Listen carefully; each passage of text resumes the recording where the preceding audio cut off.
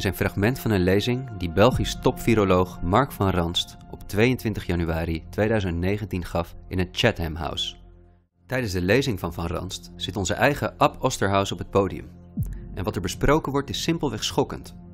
Van Ranst legt namelijk uit hoe hij de Belgische bevolking voor de gek heeft gehouden tijdens de Mexicaanse griep, door middel van angstzaaierij, uit context geplaatste sterftecijfers en mediamanipulatie.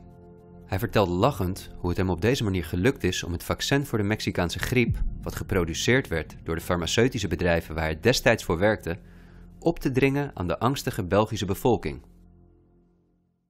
To tell you about my experiences being the crisis manager, the flu commissioner for Belgium and highlighting the communication aspects there.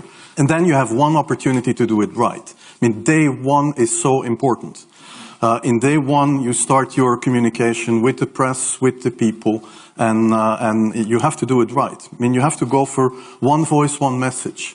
In Belgium, they chose to appoint a non-politician to do that. I mean, I have no party affiliations, and that makes things a little bit, at that time at least, a little bit easier, because you're not attacked politically, majority, minority. That doesn't come into play, and that was a huge advantage. The second advantage is that you can play in Brussels the complete naive guy and get a lot more done than you would otherwise be able to do. You have to be omnipresent that first day or the first days, so that you attract the media attention. You make an agreement with them that you will tell them all, and if they call, you will pick up the phone. When you do that, then you can profit from these early days to get complete carpet coverage of the field, and they're not going to search for alternative voices there. And if you do that, that makes things a lot easier. And then you have to say, okay, well, we will have H1N1 deaths. Of course, that would be unavoidable. I used there Sir Donaldson's quote, where he said that in the UK, by the peak of the epidemic, 40 people would die per day at the end of the summer. So 62 at that time million people in the UK, 40 deaths a day. I worked it out for Belgium. That would be 7 deaths a day at the peak of the epidemic. I used that in the media. 7 Belgian flu deaths per day at the peak of the epidemic would be realistic. That is true in every year, even interpandemically.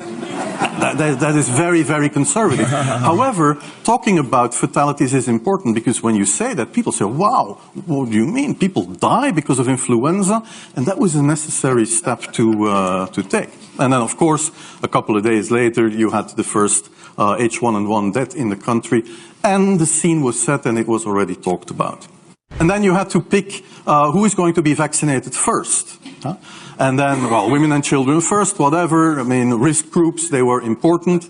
And then I misused the fact that the top football soccer clubs in Belgium inappropriately and against all agreements vaccinated they made their soccer players priority people. So I said I can use that, because if the population really believes that this vaccine is so desirable that even the soccer players would be dishonest to get their vaccine, I said, okay, I can play with that. So I made a big fuss about this. This is Van Ranst is raving mad, but it worked.